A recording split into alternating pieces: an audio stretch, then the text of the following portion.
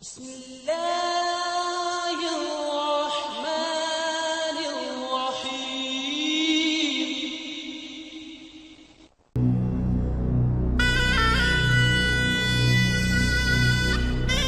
السلام علیکم ورحمۃ اللہ وبرکاتہ۔ محترم ناظرین، آپ نے کبھی سنا ہوگا کہ احمدیوں پر اعتراض کیا جاتا ہے کہ یہ حج نہیں کرتے یا ان کا حج اور ہے، تو آئیے ہم آج آپ کو احمدیوں کے حج کی تفصیلات بتاتے ہیں۔ غور سے دیکھیں اور اس کو اپنے دوستوں کے ساتھ شیئر بھی کریں۔ جزیرہ نما، مکہ، مقدس کعبہ۔ ہر سال یہاں لاکھوں لوگ دنیا کی مختلف سمتوں سے زیارت کے لیے جمع ہوتے ہیں، گزشتہ انبیاء کی سنتوں پر قدم بقدم چلتے اور ایک خدا کی عبادت کے لیے اکٹھے ہوتے۔ یہ زائرین یہاں ایک مقدس فریضے کی ادائیگی کے لیے جمع ہیں، حج۔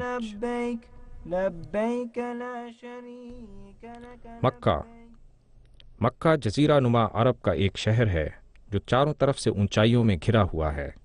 2 عدد پہاڑی سلسلوں کے وسط میں یہ صحرائی وادی صوبہ حجاز میں بحیرہ احمر سے تقریباً 90 کلومیٹر کی دوری پر واقع ہے۔ مکہ المکرمہ، یہ تاریخی شہر و مقام اپنی جامع مسجد، مسجد الحرام، جو اپنے درمیان کعبہ کو لیے ہوئے ہے، مسلمانوں کے لیے مقدس ترین اسلامی ریاست کا درجہ رکھتی ہے۔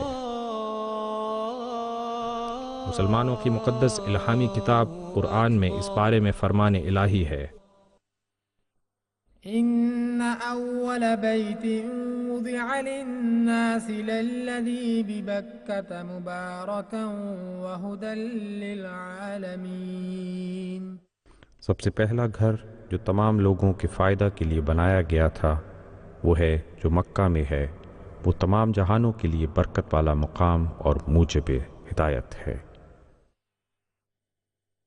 مسلمان اس بات پر یقین رکھتے ہیں کہ مکہ دنیا کی تاریخ میں وہ سب سے پہلی بستی ہے جو کہ خدا کی عبادت کے لیے بسائی گئی۔ خانہ کعبہ کے بارے میں قرآن مجید میں یہ ذکر آتا ہے کہ یہ وہ پہلا گھر ہے جو خدا تعالیٰ کی عبادت کے لیے بنایا گیا ہے۔ اللہ تعالیٰ کی توحید کا مرکز، اللہ تعالیٰ کی محبت کو اجاگر کرنے کا یہ مرکز تھا۔ جو لفظ بیت العتیق کا بھی استعمال کیا ہے، اس کے معنی ہے بہت پرانا گھر۔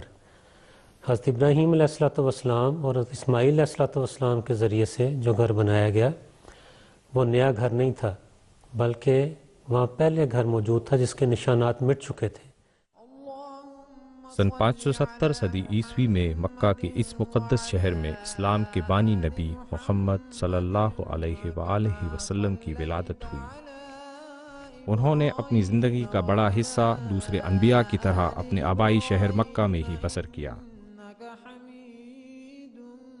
آپ کی دلی تڑپ یہ تھی کہ خدا کا یہ گھر دوبارہ توحید کا مرکز بنے، چنانچہ آپ اس گھر کے سے محبت کرنا، خود بھی بہت پیار کرتے تھے، محبت کرتے تھے، اور دوسروں کو بھی، اپنے صحابہ کو بھی اس کی تعلیم دیا کرتے تھے۔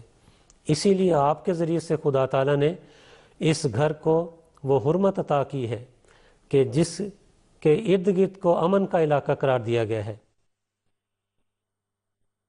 مسلمان خدا کی طرف سے اس بات کے پابند کیے گئے ہیں کہ زندگی میں ایک مرتبہ مکہ کی زیارت اور حج کا فریضہ بجا لائیں۔ جس طرح دوسرے مذاہب میں بھی زیارات مذہب اور ایمان کا خاص حصہ ہیں۔ جیسے باقی ارکان ہیں اسلام کے، اسی طرح حج بھی ایک اہم رکن ہے، لیکن باقی عبادات تو انسان اپنے گھر میں بھی کر سکتا ہے، اپنے شہر میں بھی بجا لا سکتا ہے، لیکن یہ اسلام کی ایک ایسی عبادت ہے جس کے لیے انسان کو سفر کر کے دیوانہ وار خدا تعالیٰ کے گھر تک پہنچنا پڑتا ہے۔ وَلِلَّهِ عَلَى النَّاسِ حِجُّ الْبَيْتِ مَنِ اسْتَطَاعَ إِلَيْهِ سَبِيلًا۔ اللہ کے لیے حج، حاجی کہلانے کے لیے نہیں۔ دیکھیں یہاں لفظ موجود ہے وَلِلَّهِ، حاجی کہلانے کے لوگ مجھے حاجی کہیں اس لیے نہیں، اس لیے کہ میرے خدا کا حکم ہے، اس لیے کہ میرے خدا کو اس گھر سے محبت ہے، اس لیے میں نے جانا ہے۔ وَأَذِّن فِي النَّاسِ بِالْحَجِّ يَأْتُوكَ رِجَالًا وَعَلَى كُلِّ ضَامِرٍ يَأْتِينَ مِن كُلِّ فَجٍّ عَمِيقٍ۔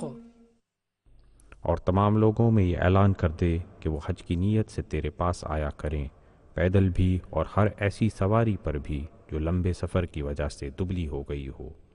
ایسی سواریاں دور دراز سے گہرے راستوں پر سے ہوتی ہوئی آئیں گی۔ ایک ہی مقصد یعنی ایک واحد خدا کی رضا کے حصول کے لیے مکہ میں جمع ہونے والے مسلمانوں کا یہ گروہ عظیم اپنے حقیقی خالق سے محبت اور مسلمانوں کی باہمی اخوت و بھائی چارے کا عظیم منظر پیش کرتا ہے۔ وَاتَّخِذُوا مِن مَّقَامِ إِبْرَاهِيمَ مُصَلًّى، واتخذوا من مقام ابراہیم مصلی، کہ مقام ابراہیم کو اپنا مصلی بناؤ، اپنی جائے نماز بناؤ۔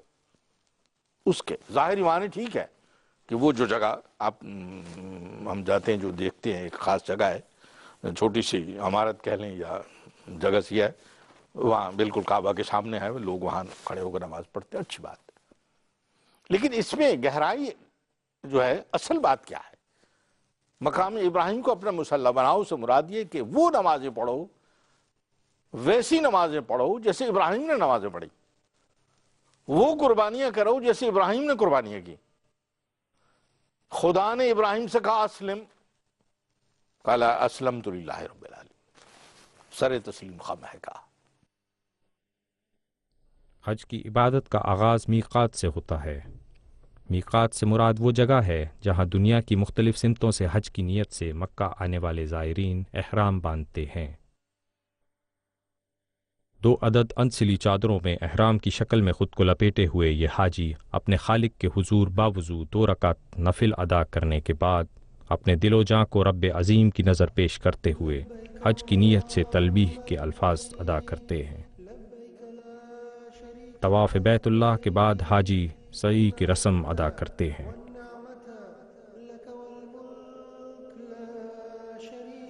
خانہ کعبہ کو دیکھ کر پھر جو خوشی ہوتی ہے وہ بہت زیادہ ہے، بیان نہیں کی جا سکتی۔ سچی بات یہ ہے کہ کعبہ کے سامنے جب انسان خصوصاً کعبہ پر جب نظر پڑتی ہے یا کعبہ کے سامنے انسان کھڑے ہو کر عبادت کرتا ہے، یوں لگتا ہے جیسے اب اللہ کے گھر آئے اور اسی کی چوکھٹ پر پڑے ہوئے سجدے میں، خاص طور پر اس کا احساس شدت سے پیدا ہوتا ہے کہ میں آستانہ الوہیت پر میں نے اپنا سر رکھ دیا ہے۔ وَلِلَّهِ عَلَى النَّاسِ حِجُّ الْبَيْتِ مَنِ اسْتَطَاعَ إِلَيْهِ سَبِيلًا۔ سعی بین الصفا و مروہ کے بعد 8 ذو الحجہ کو حاجی منی کے میدان میں جمع ہوتے اور ظہر و عصر اور مغرب و عشاء کی نمازیں جمع کر کے ادا کرتے ہیں۔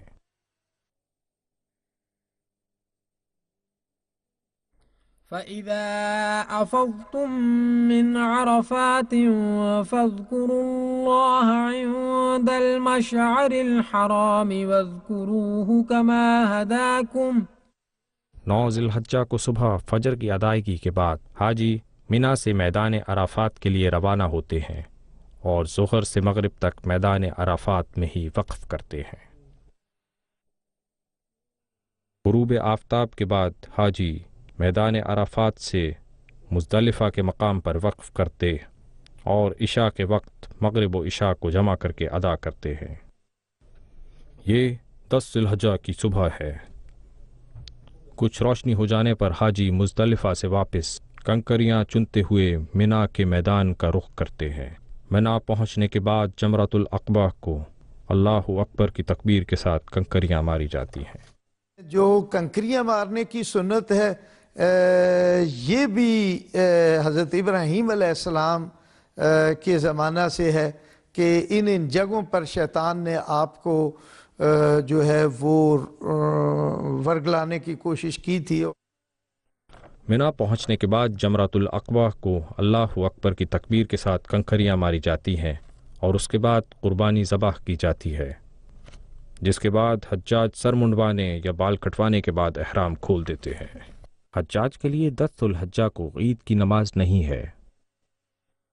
فول وجهك شطر المسجد الحرام وحيث ما كنتم فولوا وجوهكم شطره۔ احرام کھولنے کے بعد حاجی اس دن منی سے مکہ آ کر بیت اللہ کا طواف کرتے اور دوبارہ منی کی طرف واپس لوٹ جاتے ہیں۔